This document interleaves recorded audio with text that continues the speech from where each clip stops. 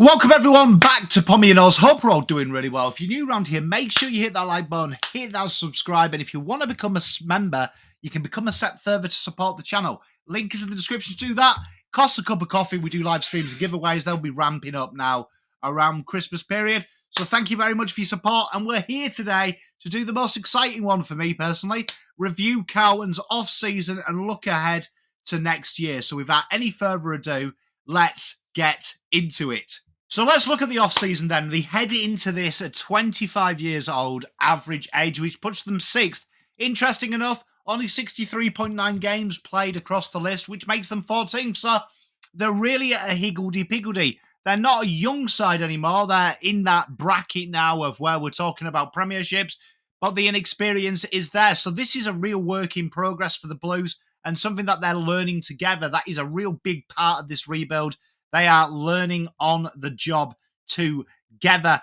And we look at the players that they've lost. Ed Kerner was a loss, a big stalwart for the club. Paddy Dow and Zach Fisher were traded.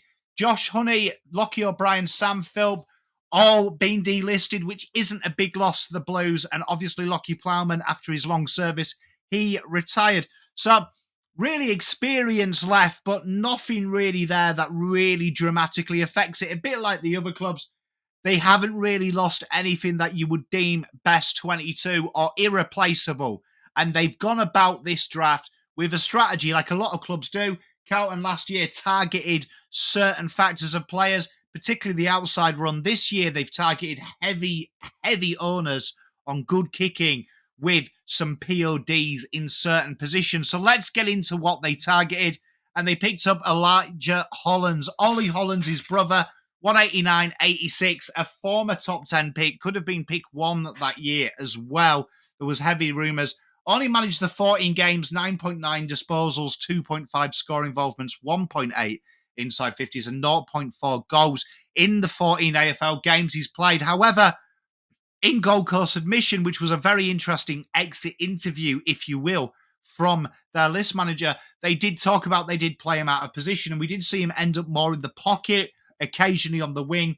And it's interesting that Nick Austin has said that he's an inside mid that can float forward. So obviously one of the key cornerstones of Carlton's issues at the moment is probably the goals in the forward half of the ground, but particularly from midfield, Carlton really do struggle for that.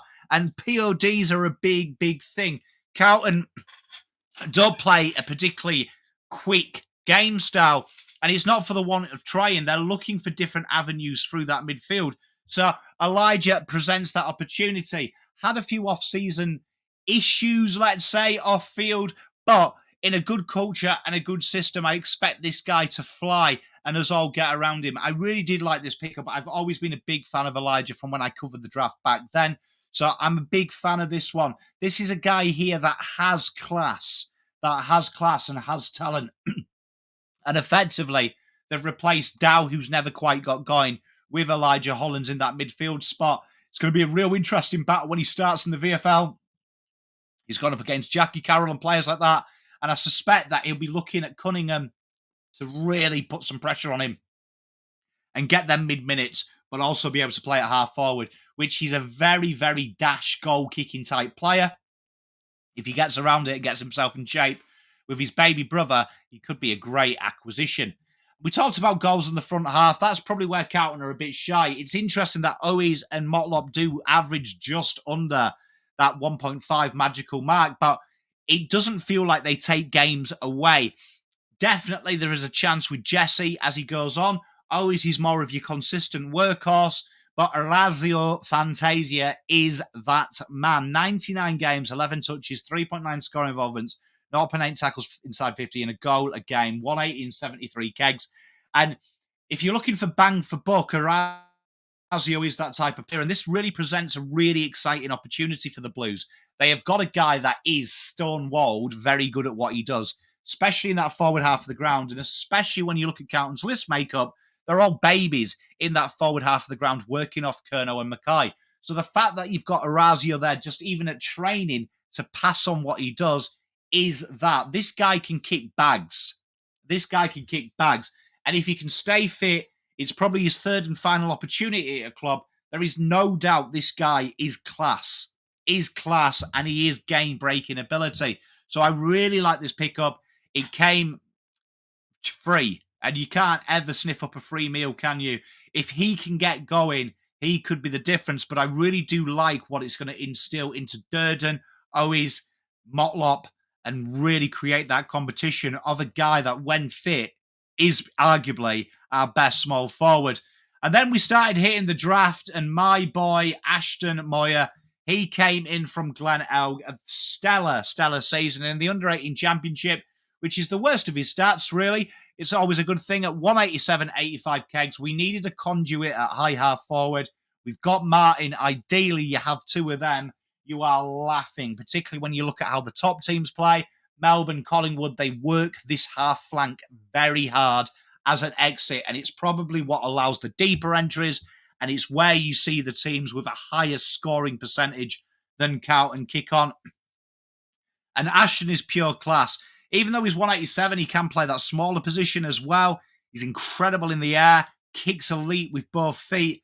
He makes things happen, and he also isn't shy at having a ping at the post from outside. 9.5 touches, 3.3 marks, 78.9 disposal efficiency, 1.5 inside 50s, and just under one goal. It was phenomenal with the 2.5 goals when he was playing for his club. This kid here can play football, and he's a natural footballer. We probably haven't had a natural footballer in this ilk that can do classy things without massive knocks on him for a long, long time. And his hip injury really did affect him this year, and it's a great interview on him having to relearn to do everything pretty much. He's fit, he's raring to go, and he looks a sort of player that excites the AFL masses, and it is definitely something that I think is an issue outside of our tall pillars. We need that medium, smaller size player that will change games. All the other teams have them, especially Melbourne. You look at Collingwood. If you can stop their talls, you can't stop their smalls, and you can't stop their medium-sized players. And we've seen players, Bailey Fritsch has done it to us. We've seen Ash Johnson a couple of years ago do it to us. Having that mid-sized player can really hurt you against good defensive structures. And he's one that I suspect will play pretty early. And I think once he gets in, look out, it's going to be a problem. Then Carlton maybe sprung a surprise with big Billy Wilson from the Stingers. I like this pickup. Again, we're looking at PODs. So pretty good disposal efficiency. Started his season half back, moved inside mid. And that is what Nick Austin has picked him up for. Lightning pace, but also can kick on the run accurately. They are a rare thing. People get obsessed with pace. Genuinely quick players are crap. But to be able to kick the ball at pace is hard. 183, 72 kegs is a good size. He's a behemoth of a footballer. Very physical. Very, very different to what Carlton have in there. 11.8 touches, the 1.5 marks, 68.1% disposal efficiency, 4 rebound 50s and 1.8 tackles. A real work in progress. And Carlton's VFL side next year is going to be really exciting because we're going to have a lot of young kids there in that engine room. And that's where you want them. You want them honing their trade and potential AFL grade footballers. And I really like this pickup here. He really does stand out. And you can see what Nick Austin's done here. He's gone with a target in mind, and he's nailed it. Matty Carroll came in the rookie draft, the vice-captain, leadership at Sandy, the forgotten man at Sandy as well. And if you watch him play, there's some real shades of how Doc went about his work in the draft year, in the fact that he is the building blocks of Sandy's success. Very, very physical type footballer. He enjoys playing tall and small, and 188 and 81 kegs. Incredibly strong in the air, but also very gifted one-on-one on the ground. Hard to beat. Does the right thing. Exceptional football IQ as well. 13.3 touches, 2.7 marks, 72.5 disposal efficiency. Again, going for clean users. All three of these boys use the pill very well. 3.3 rebound 50s and 1.3 tackles. And Matty Carroll, again, comes from a fantastic system. Sandy Dragons are the best junior system in the country over the last couple of years. And again, really churning out the talent. This is a good pickup. And I think a lot of teams miss looking at the guys that aren't the gloss paint. They forget about the undercoat. Matty Carroll was the undercut of that back line before he got injured. So really interesting pickup. And then we've got my two boys. We've got Rob Monaghan and Matt E. Duffy. And the Irish guys, to be decided really where they'll play. Matt Duffy will join us probably next year. Carlton will have an agreement that they won't. A bit like you look at the Irish kid at Geelong, they did the same thing. They delayed him joining the group, Mullin. So Carlton will do that. Rob Monaghan, though, is there at the moment. 189 and 82 kegs for Moners. And Matty, 194.81 while he recovers from his ACL. This is a wait and see here, and you never know what you're going to get. This isn't something we're going to see this year, maybe next year, but check their VFL out. Big style. And then let's look ahead to next year. We know we've got the Camporellis there locked away. A lot of people worried about the draft being changed. It's not going to be changed. With the AFL agreement of 2 years of draft picks, nothing will ever be changed draft or bid-wise until after that 2-year period. So something may get announced this year, but it'll be enacted from this draft period after it ends. So after the Camporelli draft, so going into the 2025 draft. That's how it works. It's how it's always done. It would be unprecedented. And this time next year, we've got about 8 teams with NGA and father and sons as well. We've got more than we've had this year, but it's across the board. So there's no way that will get voted in. The AFL vote has to be a unanimous vote, and it won't be. It won't be. But the guy to look at here is if Carlton do the sensible thing, and that's trade ahead of the Camporellis. The Camporellis, you're going to see bids of about 15, 20. The nonsense that got released the other day, top 10, that is nonsense. That is getting desperate for draft content, I've got to say. The way they are, outside players, they never go that high. And especially, you've seen the bid system this year in action. Players don't get bid on. That is the cold, hard facts. Jed Walter was a pick late. Ethan Reid was way down. Will Graham was way down. Caden Cleary was where we'd expect he would be if he did the order. So you'd expect it there. Carlton will probably trade ahead, use a future to get the points in. And that's what Carlton will do. And Tom Gross is probably the next area of concern for Carlton. Carlton probably, in an ideal world, would have had Dow combined with Chera, and it's never quite worked with Dowie. 180 and 70 kegs. Tom Gross could be that guy. And he'll definitely be in that top 10 thing where you could quite easily get Oakley Chargers boy and a Vic Metro boy. This kid is explosive and breaks from stoppages and kicks boomers on the run. An absolute bullet of a foot, but also great physicality. Averaging 21.5 touches for Oakley, 4.3 marks, 3.3 tackles, and 0.8 goals. And an interesting facet of his game is he was called up to the under-18 squad as an underager, so he's already in that echelon. An absolute terrific footballer and one to keep an eye out. We will be doing content of the next year's draft all next year, reviews, everything. So stay tuned for that all year. We're changing the game of draft, but Tom Gross, one of my favourites to look out for. And this is probably the hardest task, doing the 22. So I've tried to think here of best case scenario for Carlton as they finish flag winners. So let's have a look. We've gone Wheater in Newman, McGovern down back. Williams comes in, new signing technically. Gibbs' real transition. Kemp and Sard. I'd imagine they'll start Doc, Akers, Cripps in that centre line.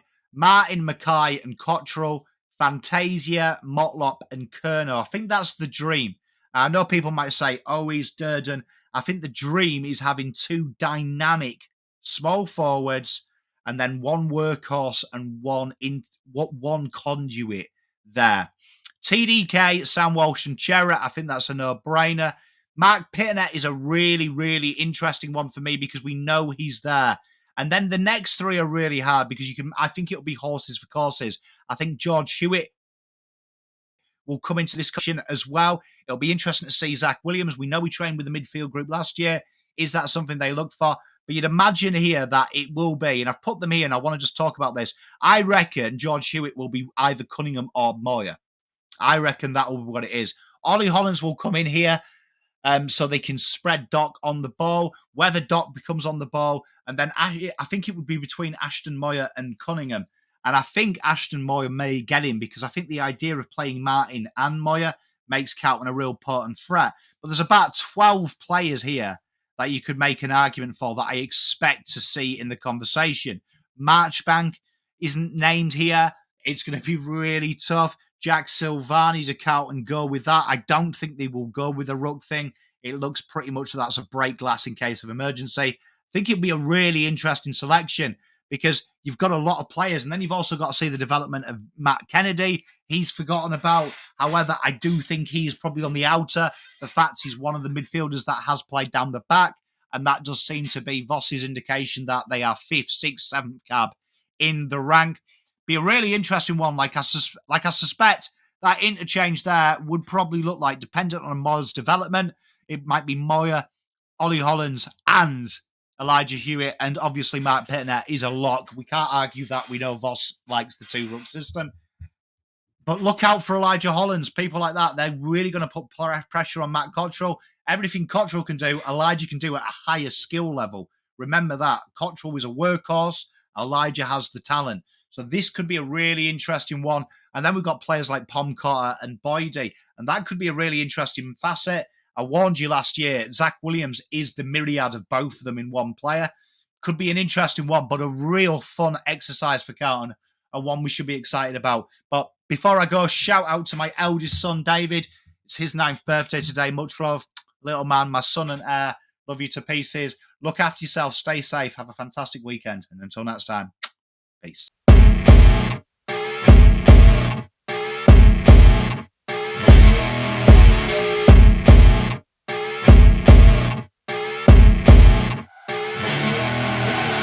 I see her rolling up, Uber black Cadillac, high heel boots and a sexy body full of tats.